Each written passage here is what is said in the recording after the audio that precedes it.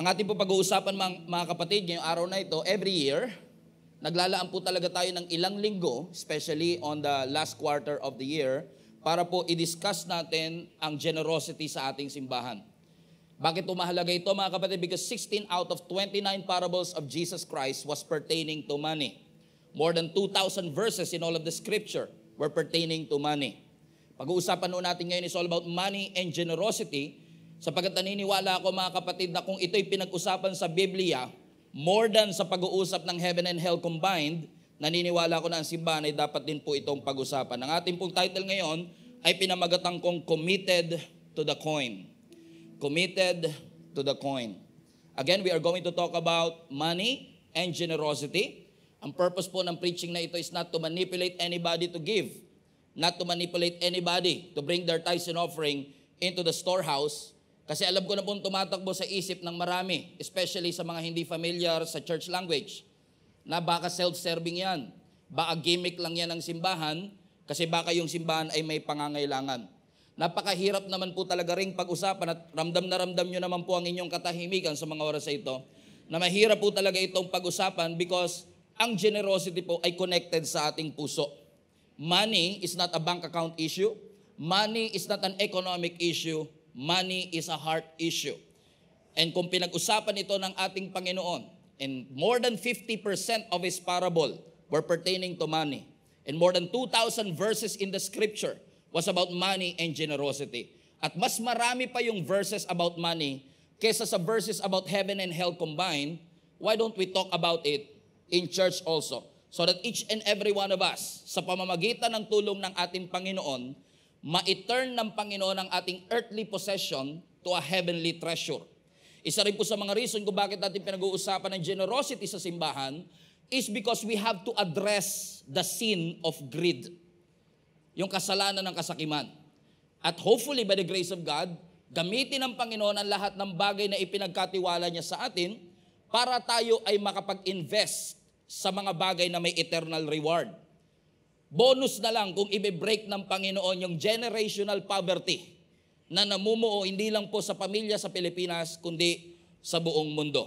Everybody say, committed to the coin. Amen. We want our church, our global family to be free in the bondage of lack. Sa isang alipin ng kakulangan. Na nararamdaman ba natin from time to time na pagka sumusweldo tayo, makalipas ang ilang araw, parang kayo na, hindi mo na mahagilap. Hinanap mo kung saan napunta, pero hindi mo alam kung bakit. You're trying your best, but in the spiritual principles, makikita ho natin na meron ho palang underlying cause kung bakit marami ho sa atin ang namumuhay ng hindi financially free. Maraming opinion ng tao about money, marami pong mga strategies ang tao pagdating sa pera. But God has laid out an effective and timeless principle in His Word na kailangan lamang po nating lakaran at once nilakaran natin, ito ay magiging totoo sa ating buhay. Kailangan lang po, katulad na itinuturo ng Scripture, we have to live generously because ang antidote po, ang gamot sa greediness, generosity. If you will live in generosity, you will die in greediness. Generosity is using the resources that God has entrusted us, and greediness is the resources using us para makapag-take advantage sa bawat isa sa atin. Sino po sa inyo gusto nyo magkaroon kayo ng blessed life o pinagpalang buhay? Nakatulad ng sinasabi ng scripture sa John chapter 10 verse 10, Jesus came here, ang ating Panginoong Yesus ay bumaba mula sa langit, amen, to bring us life, para magatid ng buhay, buhay na masagana. So God is not against an abundant life. But a blessed wallet is not a blessed life. Hindi porket mataba ang ating bulsa, mataba ang ating wallet, guaranteed po ito na tayo ay lumalakad sa pinagpalang buhay na ipinangako ng Panginoon. Marami lang po sa atin siguro nagpupurso ng maling concept ng success. Inalaw po natin ang pop culture na mag-create ng image sa ating ulo kung ano ba talaga ang ibig sabihin kapag ang isang tao ay successful. I remember many years ago, usong-uso yung MTV Crib.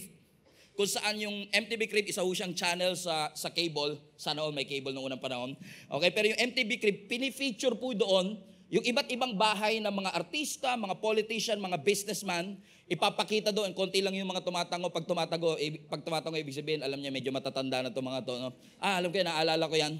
Papakita ko yung malaking bahay ng isang artista. Sasabihin nila, itong bahay na to is 8.5 bathrooms, 10.5 bedrooms, yung mga ganyan. Papakita yung dami ng swimming pool, yung laki ng kanilang garden.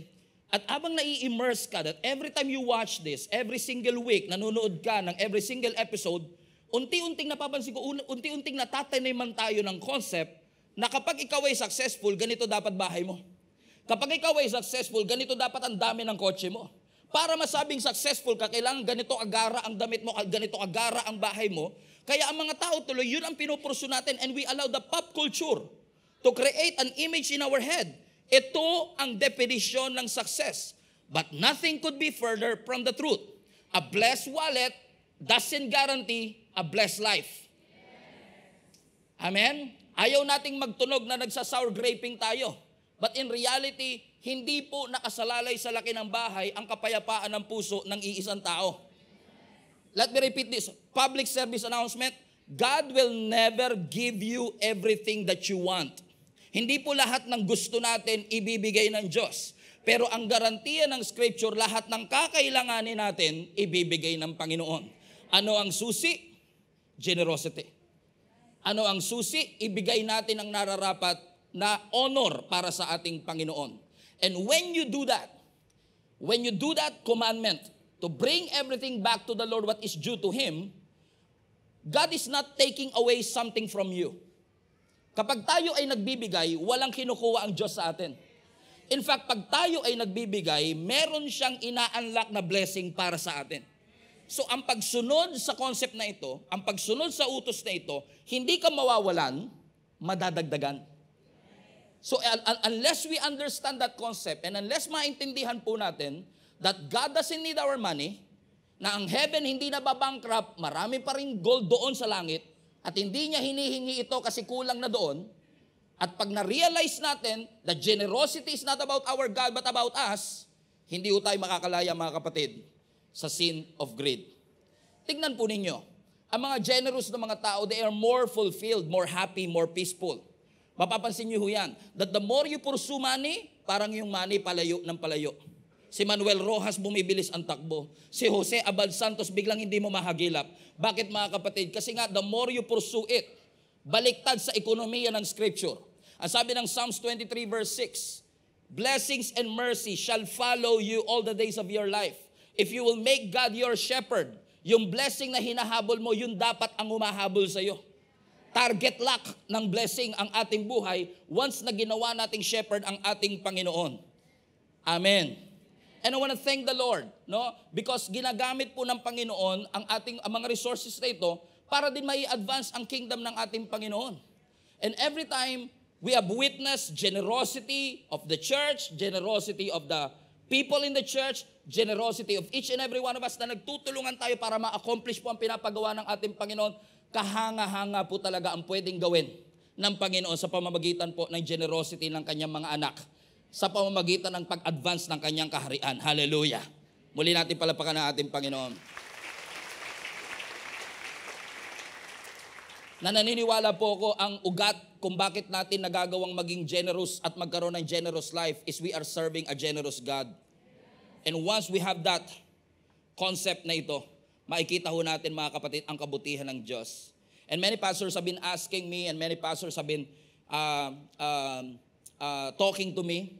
As sinasabi nila, Pastor, paano nyo po nasusustain ang resources po ng simbahan? Siguro po meron kayong billionaire na nagdo-donate sa church ninyo. Siguro po may mga politicians na nagdo-donate sa simbahan ninyo. By the way, mahigpit ako pagdating sa ganyan donation ng mga politicians. Pero sinasabi ko sa kanya, wala ho kaming billionaire na donor, wala ho kaming politician na donor. Lahat po ng resources that we have in our church is a product of every week faithfulness of these faithful people na nagbigay ng kanilang resources para sa expansion ng kaharian ng ating Panginoon. Just imagine this, napakabuti talaga ng ating Panginoon.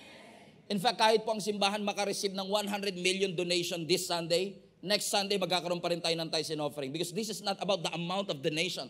It's all about the heart issue that God wants to address in each and every one of us. Amen?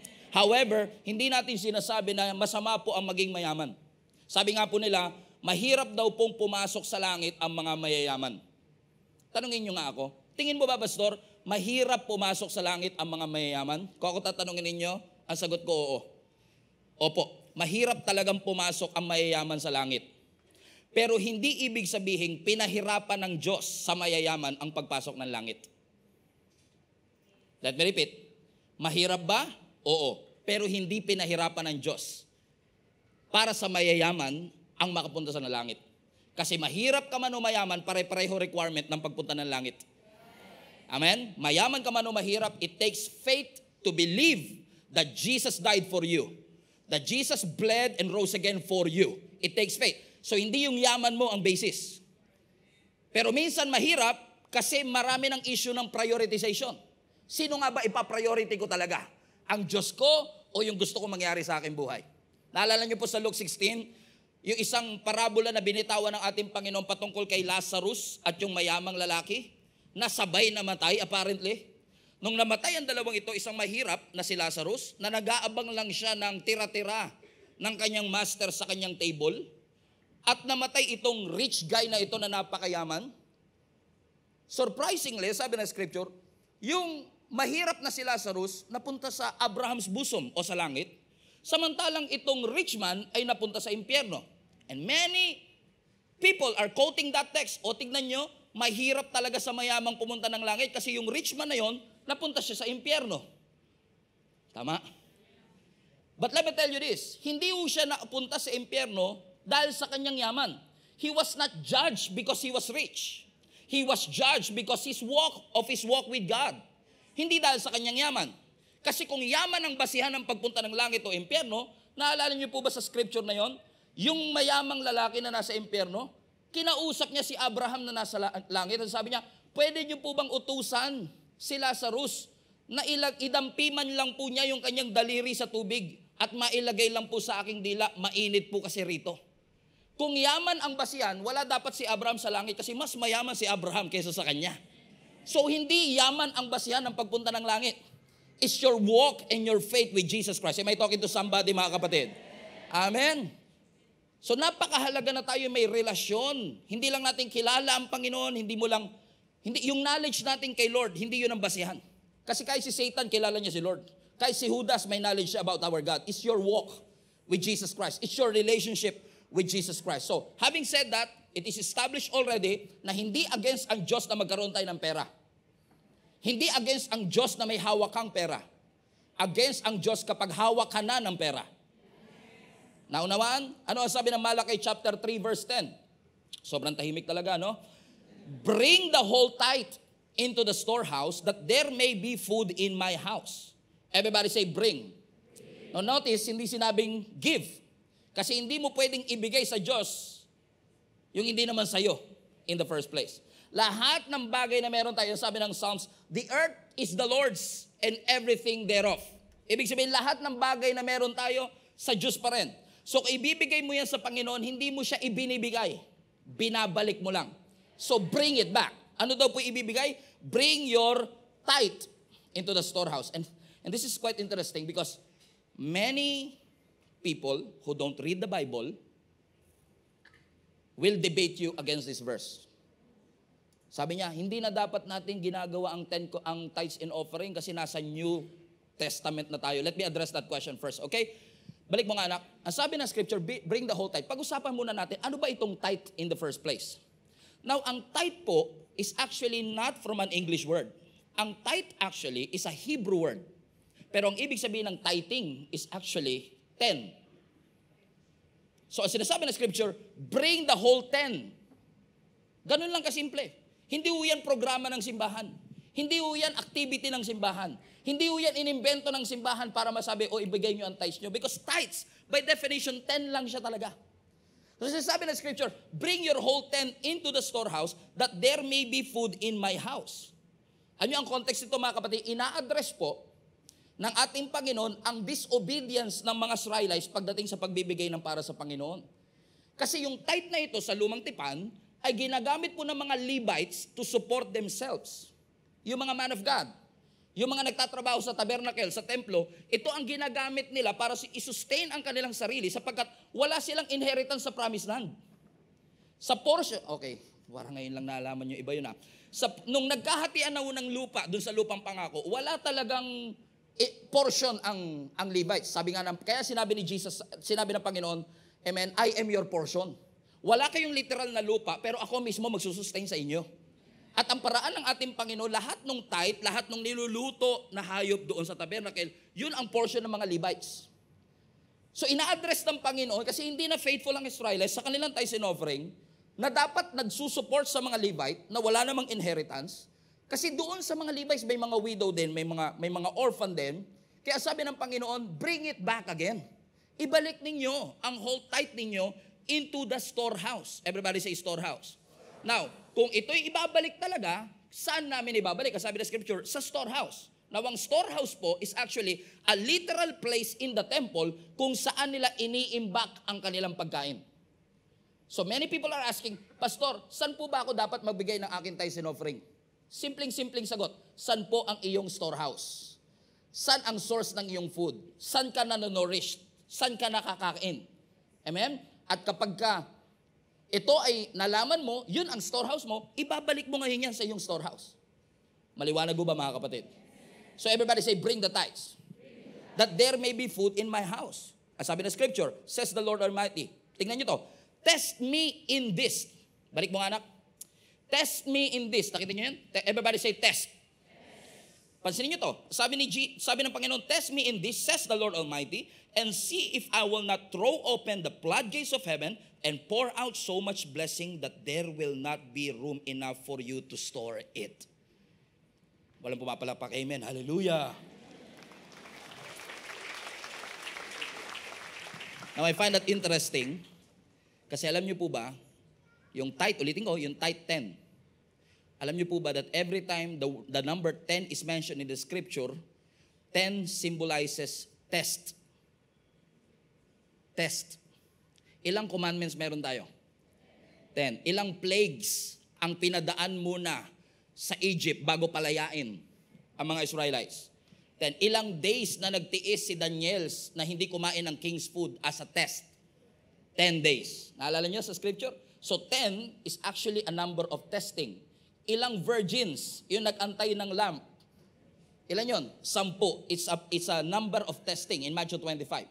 So ibig sabihin 10 is a test. Put that in the chat. Sabihin nyo nga sa katabi nyo, 10 is a test.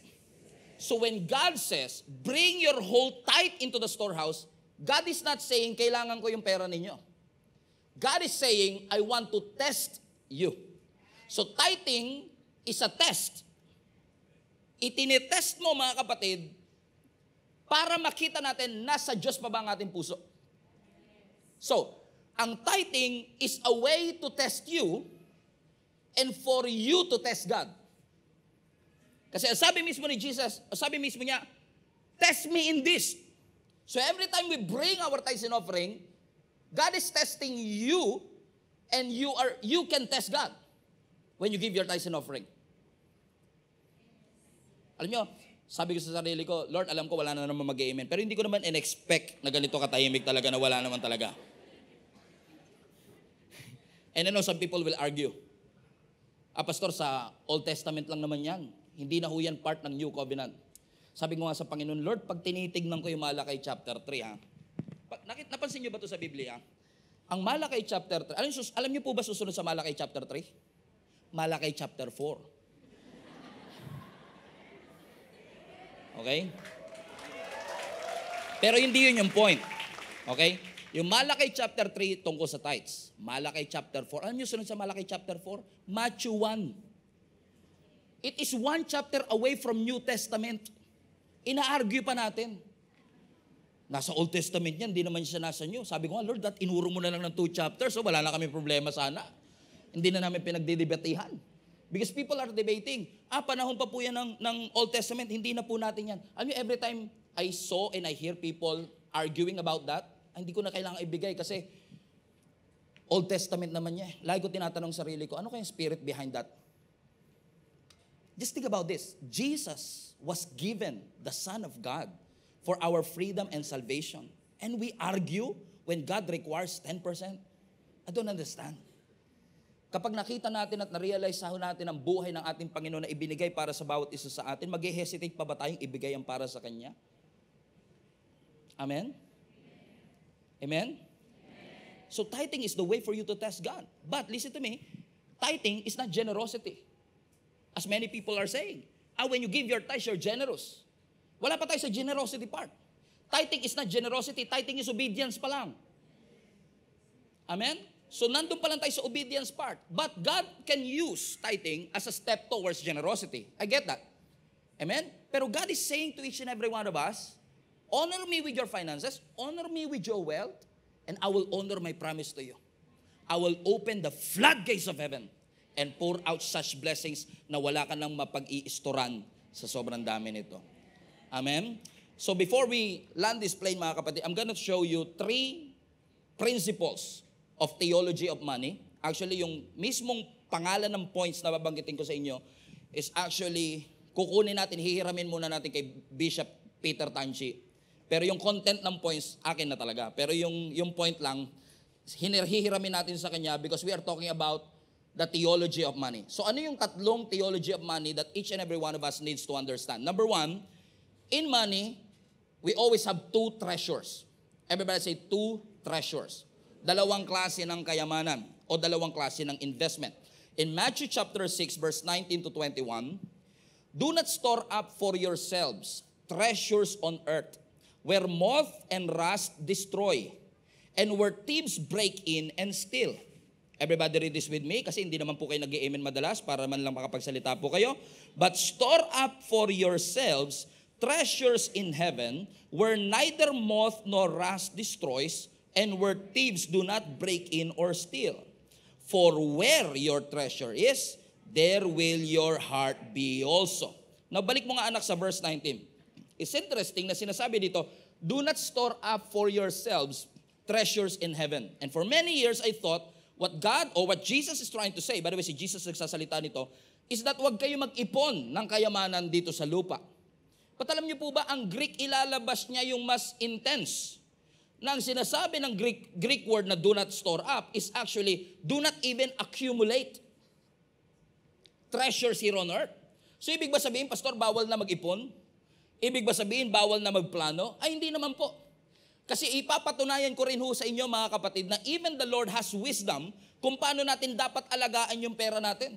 Tinuruan nga tayo ng Bible na i-diversify natin yung ating investment. Na hindi dapat nasa isang business lang ang iyong pera. Nasa Bible din po yan. Amen? So God is not against planning. God is not against our businesses. But God is actually saying to each and every one of us, you have a choice to invest here on earth or you will invest heavenly treasure. Kasi ang differentiation ng ating Panginoon, kapag dito mo in-store ang iyong yaman, may mga moths, may mga rust, may mga magnanakaw. Sa isang kisap mata, pwede siyang mawala. Pero kapag nag-store ka ng heavenly treasure na walang moth, walang rust, at walang thieves, mas eternal yung impact ng iyong pagbibigay. Naunawaan niyo, mga kapatid? Now, hindi kasi katulad ngayon, para masabing mayaman ng tao, siguro sa bahay, I don't know, sa kotse, di ko alam, no? Sa gadgets that they have, uy, ang yaman niya, sana all, may swimming pool, yung mga ganyan. Pero nung unang panahon, ang yaman ng tao nasusukat sa damit nila. Kasi hindi katulad ngayon, yung mga damit natin, mabibili mo 20 pesos, di ba? Sa ukay-ukay, 15 pesos, 10 pesos. Nung unang panahon, halos lahat ng, hindi halos lahat ng kanilang damit handmade. So yun ang kanilang ibinabandera na katunayan, mayaman talaga siya.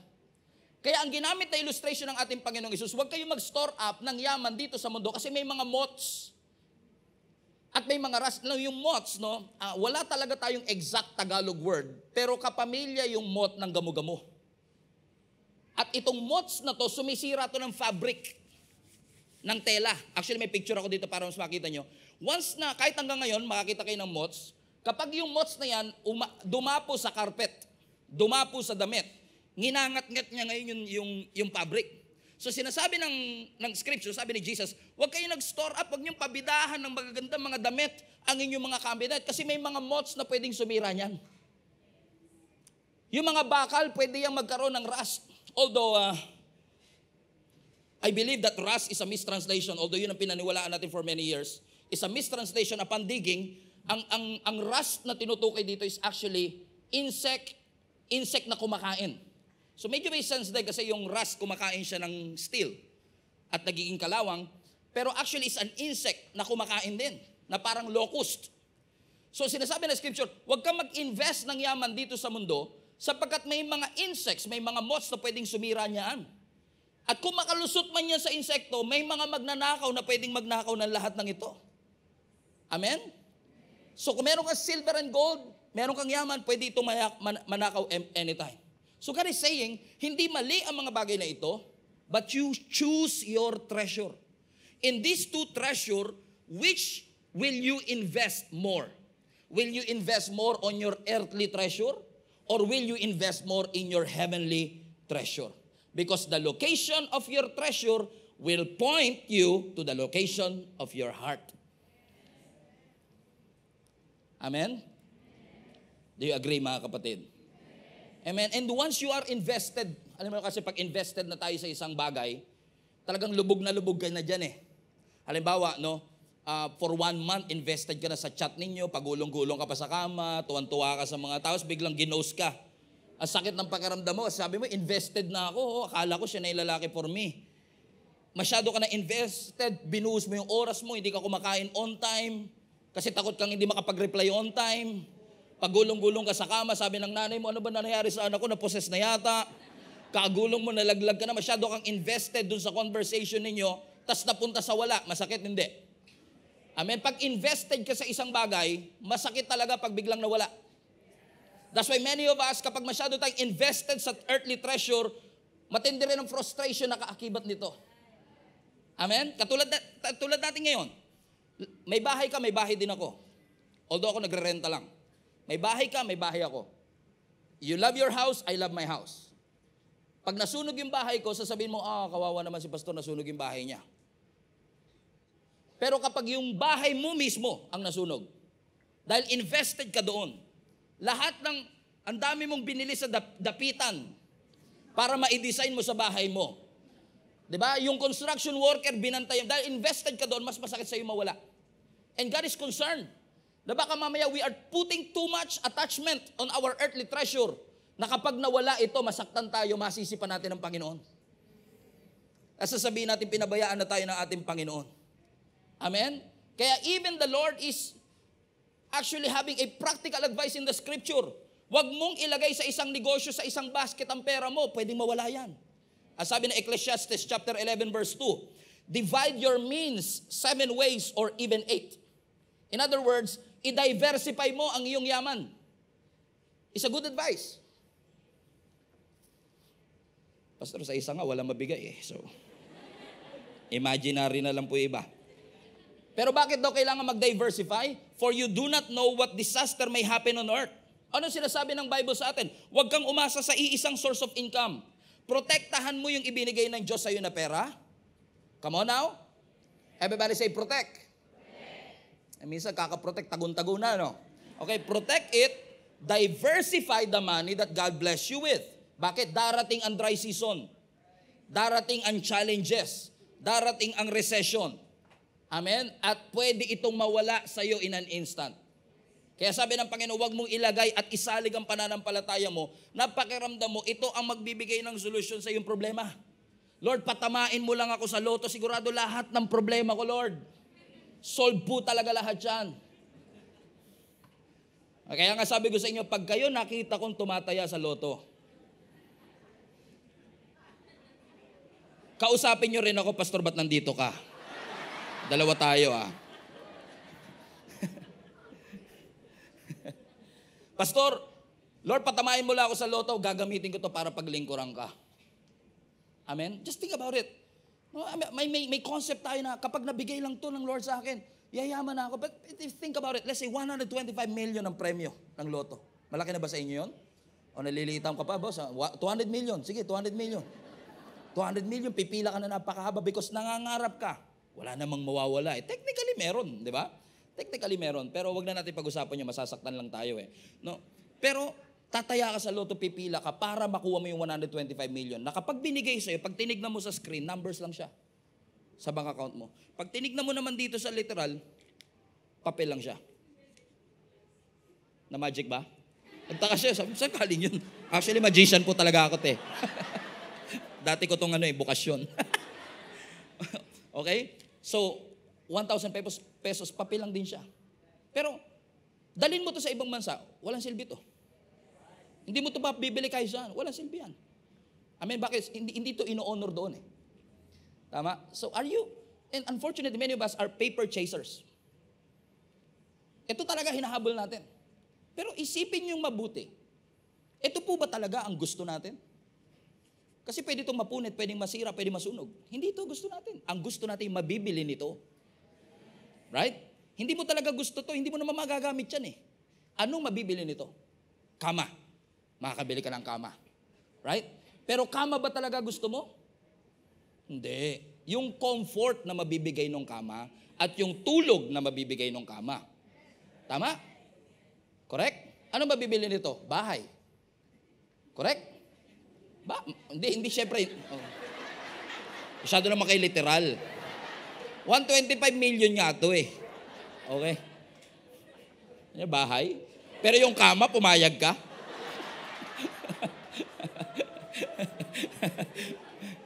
Talaga nagpaka-technical si ate eh. Masaya lang tayo rito, te. Bahay. Makakabili ka ng bahay, correct? Hindi ito, 125 million. Alright? Makakabili ka ng bahay. Pero bahay ba talaga gusto mo? Babagyuhin lang yan ni Katrina o ni Christine. Sira na siya. Sino sa inyo nasira ng bahay? Binaha ang bahay. Ang bilis lang masira. May kausap nga ako na nakaraan, ang bilis lang po pala talaga maubos ng ipon mo. Ilang taong kong pinag-ipunan, wala pang 1 week, ubos. Pera. Pero bahay ba talaga gusto mo? Hindi. Yung security na mabibigay ng bahay. Tama? So ang suggestion ko, kaysa habulin mo ng habulin to, ba't di mo na lang pag-pray yung security kay Lord, at yung peace kay Lord, at yung joy kay Lord, kasi yun, priceless yun eh. Yun ang ibig sabihin ni Lord. Makakabili ka ng kama, pero yung gusto talaga mong ma-achieve dun sa kama na gusto mong bilhin, hindi yun mabibili ng pera. Amen? So which will you invest on? Earthly treasures? O yung heavenly treasure? Bakit to? Kasi gusto ko lang klaruhin, no? Mas mahalaga po yung marriage kaysa sa pera. Mas mahalaga po yung parenting kaysa sa pera. Mas mahalaga po yung ating kalusugan kaysa sa pera. Di hamak na mas mahalaga si Jesus kaysa sa kahit ano pa mang pera. Money is a good servant, but it is a terrible master. When God gave you this, kapag binigyan ka ng Panginoon ng ganito, ang thinking mo kagad, how can I steward this? Paano ko aalagaan ito? So that I can be a blessing to other people. Because ang money naman, neutral to eh. Amoral yan. It depends on how you use it. And the way you use it will determine if it's going to be helpful or hurtful. Either way, it is amoral. It is neutral. Pero ang principle ng scripture, binigay sa iyo ng Lord ito to be a blessing to other people. Because God wants the blessing to flow through you, not just to you. So every time God gave you a money, it's not for your greed. It's for your seed. Ngayon minsan may nagtanong sa akin, Pastor, grabe, ang tagal ko na nagtatrabaho sa kumpanya namin, na-promote ako, lumaki sweldo ko, pero parang kulang pa rin po ngayon. Because every time nakakakuha tayo ng sweldo, akala natin for our greed. Bibiling ko lahat ng gusto ko, Sabi ko, Lord, ba't naubos na po? Lord, bigyan mo naman na po ako. Sabi ni Lord, binigay ko na. Pero yung binigay ko, hindi dapat yun pang greed. Dapat yun pang seed. Kung naitama ang stewardship, lalago siya, lalaki siya. Parang mangga. Simpleng buto lang yung mangga, pero pwedeng maging mango shake. Pwedeng maging mango ice cream. Pwedeng maging mango candy. Pwedeng maging mango pie. It's up to you kung paano mo gagamitin yung ipinagkatiwala ng Panginoon sa iyo. Naunawaan niyo mga kapatid? So that many of us are frustrated kasi we are asking God to give us, Lord, bigyan mo ako, and let me tell you this profoundly. Marami sa atin magsasabi, kailangan ko talaga ng pera, Pastor. And marami rin naman taong legitimately kailangan talaga ng pera. But most people don't need money. Even wala kang pera ngayon. Most people need wisdom to handle the resources that God has entrusted to each and every one of us. seed siya na kailangan nating itanim. Amen? So you must have a two investment, two treasures, earthly and heavenly. Which will you invest on? Pili. Earthly or heavenly? Heavenly, ha? Sure? Number 2 point. Second point ng theology of money. Ano yung una? Two treasures. Number 2, two masters. Dalawang master ang tinuturo ng scripture sa atin sa Matthew chapter 6 verse 33. But seek first His kingdom and His righteousness, and all these things will be given to you as well. Basahin nyo nga po uli, sabay-sabay. Sabayin nyo ako. But seek first His kingdom and His righteousness, and all these things will be given to you. I need to put some context in it. Kasi kung first time nyo lang nabasa itong verse na to, marahil nagtatanong kayo, ano yung all these things? Ano yung all these things that will be added to me? Kasi interesting din yon. Na pag tinignan mo yung buong konteksto ng Matthew 6, that's why context is very important. In Matthew 6, dinefine ng Panginoon doon, huwag kayo mag-aalala sa inyong susuoting damit. Huwag kayo mag-aalala sa inyong kakainin. Kasi kung ang mga ibon nga, pinapakain ng Diyos, ang mga bulaklak nga, dinadamitan ng Panginoon, kayo pa ba? So huwag niyong alalahanin ang mga bagay nito. Instead, hanapin ninyo ang aking kaharian at ang aking katuwiran at lahat ng inyong inaalala. Yung pagkain, yung damit, ibibigay sa inyo. So, ang concept dito is seek first. Hindi sinasabing huwag ka na magtrabaho. Ang sinasabi, ayusin mo ang priority mo. Amen? Hindi sinasabi ng Lord, bawal tayo magkaroon ng salapi. Ang sinasabi lang ng Panginoon, kailangan tama ang ating priority. So, money is not an issue. Priority is. Priority ang uso rito kasi God is after our heart. Correct? Pag bumili ka ng kare-kare, kasi parang kailangan ko medyo may illustration para mabuhay kasi naman kasi kare-kare. Pagka ba bumili ka ng kare-kare, automatic nang kasama yung bagoong. Di ba? Most of the time, pag bumili ka ng kare-kare, may kasama ng bagoong. So most likely sa Pilipinas, pag bumili ka ng kare-kare, hindi mo nababayaran yung bagoong. Tama? Pero pag bumili ka ng bagoong, hindi ka mag-e-expect ng kare-kare. Tama ba mga kapatid? Ulitin natin. Baka lang astronaut to eh. Okay, ulitin natin. Pag bumili ka ng kare-kare, malamang hindi ka nabibili ng bagoong. Pero pag bagoong lang binili mo, huwag ka mag-e-expect ng kare-kare. Yun yung concept ng seek first the kingdom of God. Pag hinanap mo na yung kingdom, kare-kare. All these things, yung bagoong, added na siya. Makikipag-away ka pa sa, wala po ba kayong bagoong? Di ba expected na yon? Pag may kare-kare, may bagoong, correct? Kahit hindi mo kakainin, basta nandun siya, masaya ka. Pero kung bibili ka sa palengking bagoong, asan yung kare-kare? Ay, Brad, walang kare-kare. Diba? Minsan ganyan tayo, no? I mean, ipupurso natin yung yaman, yung karir, yung bagoong. Tapos nag-e-expect ka ng peace. Nag-e-expect ka ng joy. Nag-e-expect ka ng provision. Wala bang peace? Sabi ng Panginoon, mali kasi ginawa nyo. Dahil pinurso mo muna yung kare-kare. Yung kingdom, at lahat ng yan, ibibigay ng Panginoon. Priority. Priority. Amen? God is after your heart. Ang tinitignan ng Lord, puso po natin. Kamusta ba ang puso natin? Pagdating sa pagbibigay natin sa Panginoon. Naalala po ninyo yung pinakain ng Lord yung 5,000 men, 15,000 people. Gamit ang 5 gardenia at 2 Hokkaido sardines. Nag-i-improve na rin tayo. Dati ligo lang yan eh. Hokkaido. Alright? So 5 tinapay, 2 isda. Question, napakain ba silang lahat? Gamit ang, yes. Sumobra pa ng 12 basket. Question, kung 4 lang yung tinapay tsaka 2 isda, tingin niyo makakakain pa rin silang lahat? Yes. Kahit 4 lang yun. Tama? Kung 3 tinapay lang tsaka 1 isda, pwede pa rin. Kasi si Lord kaya niya yung... kung 2 tinapay lang at 1 isda, kung 1 tinapay walang isda, pwede pa rin. Alam niyo kung bakit? God is not after the amount that you give. He is after your heart. The heart behind it. Yun ang importante. Yun yung tinitignan ng puso ng Panginoon. Wag natin sasabihin, nagbibigay ako. Kahit Pharisees, nagbibigay. Remind lang po kita. Kahit Pharisees, nagbibigay. Pero nalugod ba ang Panginoon sa pagbibigay ng Pharisees kahit malaki? Hindi. Kasi puso nila wala doon. Amen? So it's not really the amount. It's the master of your heart. Sino po ang Panginoon ng ating puso? Pinupurso mo ba yung mga bagay na ipinangako naman na ng Panginoon kung siya ang ipupurso mo? Yun nakakatakot, no? Habol tayo ng habol sa bagay na pinangako naman ng Diyos kung siya ang ating hahabulin. Again, hindi tayo nagsasour graping dahil hindi tayo mayaman. Pero bakit may mga tao na milyon-milyon ang laman ng bank account pero nagsusuicide? Ibig sabihin, kahit meron ka ng mga bagay na ito, hindi lang natin masyadong maintindihan. Kasi ikaw pag nakabalita, kung ako lang may ganyan, ako napakasarap ng buhay ko. Mali lang siguro pamamaraan niya ng paggastos niya ng salapi. Sabi nga nila, money can buy happiness eh. Di ba? Ang dali lang natin magsabi ng ganun kasi hindi natin alam eh. Amen? That even when you have all these things, ang issue pa rin dito, lordship. Sino ang Diyos mo? Sino ang Panginoon ng iyong buhay?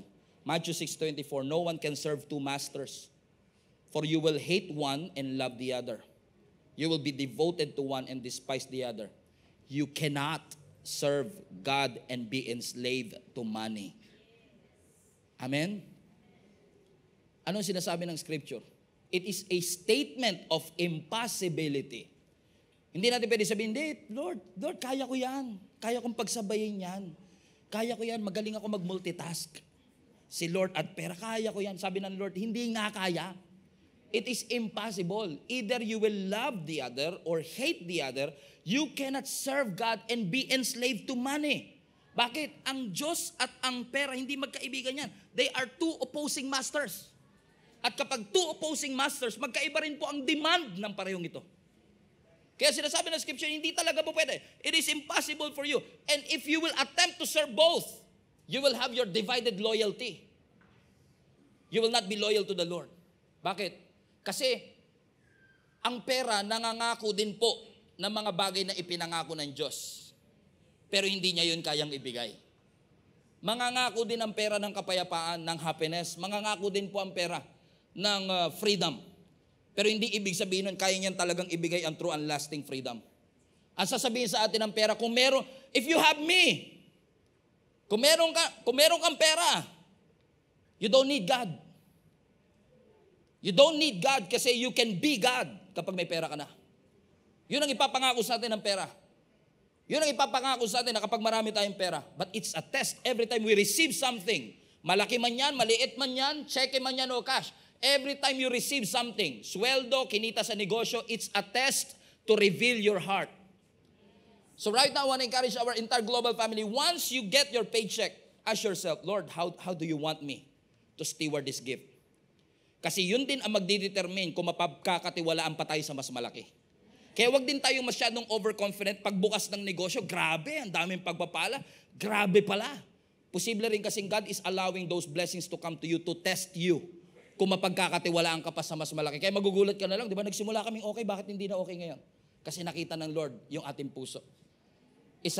God is revealing who the real master is. Do you care for the things that God care about? Does your heart break for what breaks the heart of God? Nagmamalasakit ba tayo sa mga bagay na pinagmamalasakitan ng Panginoon? Nababasag ba ang puso natin sa mga bagay na nababasag ang puso ng ating Panginoon? Are we committed to the Lord or just to the coin? Which master will you choose? And I will close with this since tulog na rin naman kayo. The last and third theology of money is two perspectives. So you have two treasures, two masters, two perspectives. Luke chapter 12 verse 15. Beware. Guard against every kind of greed. Life is not measured by how much you own. Beware. Guard against every kind of greed. Everybody say greed. So ang Panginoon mismo nagbababala sa atin. Ingatan ninyo ang inyong mga puso sa greediness o paghahangad ng bagay na hindi naman nararapat para sa iyo. After all, ang buhay natin ay hindi masusukat sa dami ng mga possession, material things na meron tayo.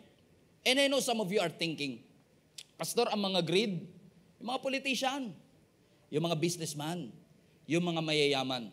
But let me tell you this, ang greed, hindi lang po para sa mayayaman. Pwedeng wala tayong pera, pero greedy tayo. In fact, base sa survey mismo, mas mahal pa ng hindi masyadong mayaman ang pera kesa sa mga mayayaman na. Mas greedy pa minsan yung walang salapi kesa sa may salapi. Bakit? Marami sa atin ang posibleng greedy pero asymptomatic. Hindi mo maramdaman yung symptoms. Kasi nga, we always justify. Kailangan ko eh. Kailangan ng mga anak ko. Greed happens kapag ipinagpapalit mo na yung creator sa creation. Ang nangyayari ang greed pag pinagpapalit na ho natin ang provision sa provider. Greed focuses on what you want. But most of us don't really need the things that we want in our lives. Amen? Actually, kinausap ko po yung team, mamimigay po tayong 20 million today. So, sino po ang gusto ng 20 million? Tawan-tawa naman kayo, all you have little faith. Sino sa inyo, kung bibigyan mo kayo ng 20 million today, magiging masaya kayo? Taas kamay, sino gusto ng 20 million? Try nyo na rin, baka mamaya, wala namang mawawala eh. Baka totohanin. Kung bibigyan ka ng 20 million today, would you be happy? Pero, pag bibigyan ka ng 20 million, ang sabi nung magbibigay sa'yo, bibigyan ka ng 20 million, pero mamamatay ka na bukas. Hindi mo pwedeng ipamana yung pera. Hindi mo pwedeng ipamigay yung pera. Ano pipiliin mo? 20 million? O kukuhanin mo yung 20 million, mamamatay ka? O wag na lang, mabubuhay na lang ako. Aha! Ibig sabihin, mas mahalaga yung oras kesa sa pera. Sino gusto ng 20 million? Taas kamay. Taas kamay. Sino gusto ng 20 million? Taas kamay. O ikaw, na gusto mo ng 20 million. Ang sabi nung nagbigay ng 20 million, bibigyan kita ng 20 million, pero nakaratay ka na sa sakit habang buhay. Anong gusto mo? Kukunin mo yung 20 million na nakaratay ka na sa sakit habang buhay? O wag na lang? Aha! Ibig sabihin, mas mahalaga yung kalusugan kesa sa pera. Sino gusto ng 20 million? 20 million. Okay, ang sabi nung magbibigay, bibigyan kita ng 20 million, pero mamamatay yung nanay at tatay mo. 20 million mamamatay ang magulang mo o anak mo, o wag na lang? Aha! Ibig sabihin, mas mahalaga ang relationship kesa sa pera. You have to understand that perspective, mga kapatid. Maraming problema masusolusyonan ng pera, pero hindi lahat ng bagay sa mundo kayang i-address ng salapi. Amen?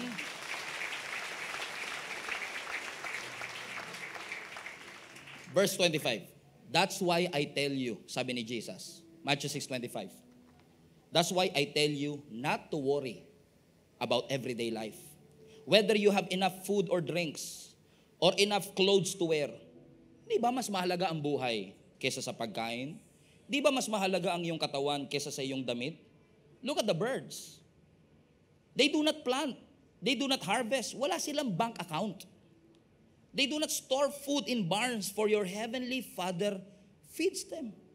Hindi ba mas valuable ka pa kesa sa mga ibong ito? Verse 27, can all your worries add a single moment to your life? And why worry about your clothing? Look at the lilies of the field and how they grow.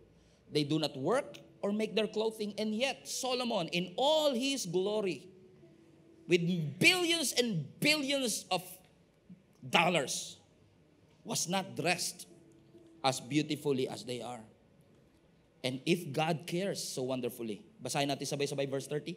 And if God cares so wonderfully for wildflowers that are here today and thrown into the fire tomorrow, He will certainly care for you.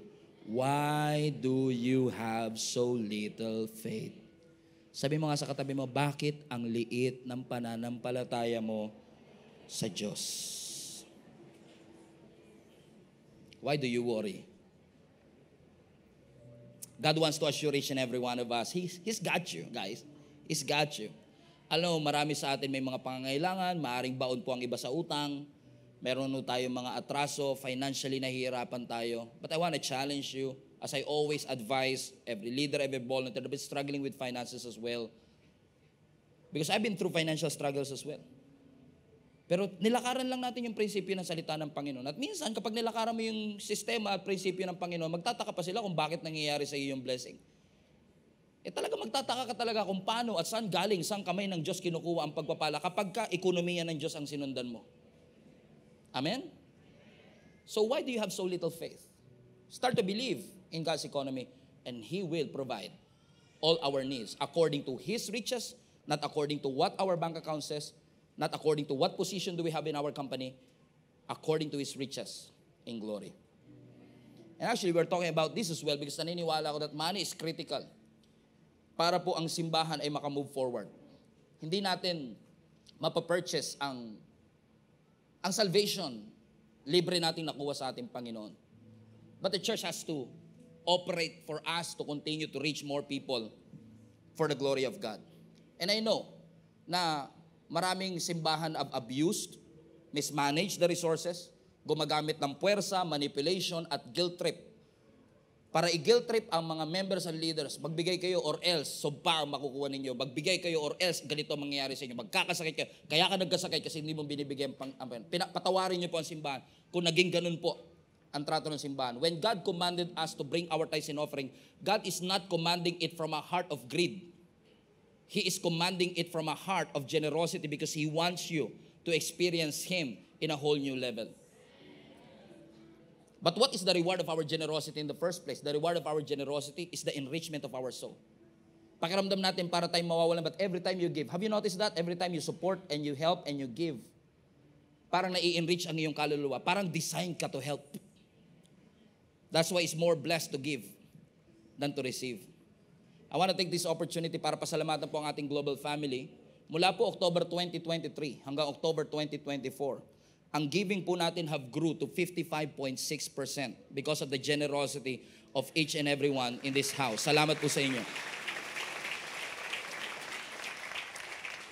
And because of your generosity, hindi lang po yung number of giving, but the number of givers have increased as well to 111% in a span of 1 year because of the generosity of this house. Maraming salamat din po. But you know what? Especially this week, last week, nung bago tayo mag-anniversary, binagyo tayo, no? And at that week, I still remember, intensified yung campaign natin against promoting our anniversary. You can see that on social media. We have been promoting left and right about our anniversary. And then here comes Christine. Christine kasi. Christine tong nasa unahan ko eh. Here comes Christine. I think Wednesday or Thursday, right? Binagyo tayo. Yung south of Luzon was heavily devastated. Pagdating sa Metro Manila, grabe din yung naging epekto nito. I still remember that Wednesday, I was talking to our team. Sabi ko, hinto nyo lahat ng announcement natin patungkol sa anniversary. Taka sila lahat. Bakit po? Kailangan natin intensify. Bumabagyo. We have to channel all our energy. Mula sa pagpopromote ng anniversary, i-channel natin sa pagtulong sa mga nasalanta ng bagyo. What we did on that same week, walang plano-plano masyado. Habang bumabagyo, we have helped in 8 cities, Caloocan, Malabon, Navotas, Valenzuela, Dumaguete, Bacolod, and even Pakistan, kahit di naman sila binabagyo.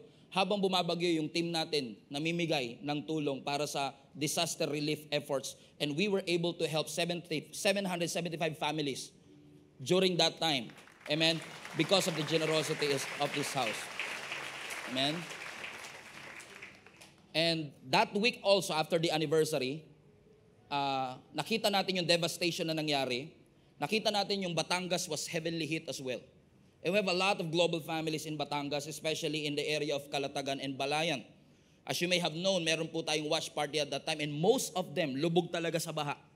Marami sa kanila nawala ng bahay, inanod yung bahay, grabe yung kanilang pagdaanan. Never pa daw nangyari sa kanila yon. Kaya habang bumabagyo pa lang noon, sinikap natin pumunta, hindi tayo makapunta. Sarado ang daan. Pero sabi ko, the moment na mag-open ang kalsada, we have to go through them and help them. You know what happened? Just this week, after the anniversary, pumunta ang team natin doon sa may Balayan, sa may Calatagan, Batangas, nung naging posible na ito. And by the grace of God, we have been able to help 465 families, if I'm not mistaken. So pag pinagsama-sama ninyo in 2 weeks, We have helped 1,235 families in a span of 2 weeks because of the generosity of Jesus. Maraming salamat po sa inyong lahat. And we have given hundreds of thousands of pesos for our community so that our community will be blessed. Mauubos nila yung relief packs na binigay natin. Yung damit na pinamigay, masisira yon. Pero alam nyo, yung bagay na mananatili sa puso nila, yung gospel. Yung mga taong tumulong sa kanila sa gitna nung kailangan nila. And praying tayo na gawin din nila yon pag dumating ang panahon na may mga kamag-anak sila at kakilala sila na nangangailangan din po ng tulong. Yung grocery pack, mauubos po yon. Pero ang hindi nila ang hindi mawawala dito is yung experience ng mga taong pumunta doon at sila mismo ang ginamit ng Panginoon. And I've been hearing testimonies not just to these people who have received these gifts, but also these people na namigay ng gift. Kasi there's something about community outreach that changes your perspective. Na hindi ka nakakulong sa opisina, sa wall ng simbahan, sa aircon ng simbahan, that you go in different places and immerse yourself in a community. You'll be surprised sa kayang gawin ng Lord sa puso mo that God will change your perspective about life. Na kahit pala nagre-reklamo ko sa internet kung mabagal, nagre-reklamo ko sa kama kung matigas, mas blessed pa rin ako kumpara dito sa mga taong ito na tubig wala sila, kuryente wala sila, maputik ang loob ng bahay nila, and yet they are praising, nakangiti pa rin sila at nagpupuri pa rin sa ating Panginoon. In a grocery pack worth 400 pesos, tuwan-tuwa sila. Whereas kung tayo pupunta ng Jollibee, 400 pesos, Chicken Joy, dalawa, is over. But that will be part of their memory for the rest of their lives. And I want to thank this house for the generosity of this house to be able to do that. And you know, this has been my vision 3 years ago when we started I Am Richie. Sabi ko nga darating yung araw na hindi lang tayo reactive response, kundi proactive response. The time will come, magkakaroon tayo ng sarili nating rescue team, may rescue boat, na hindi pa dumarating yung bagyo, nandun na tayo, uunahan natin yung bagyo.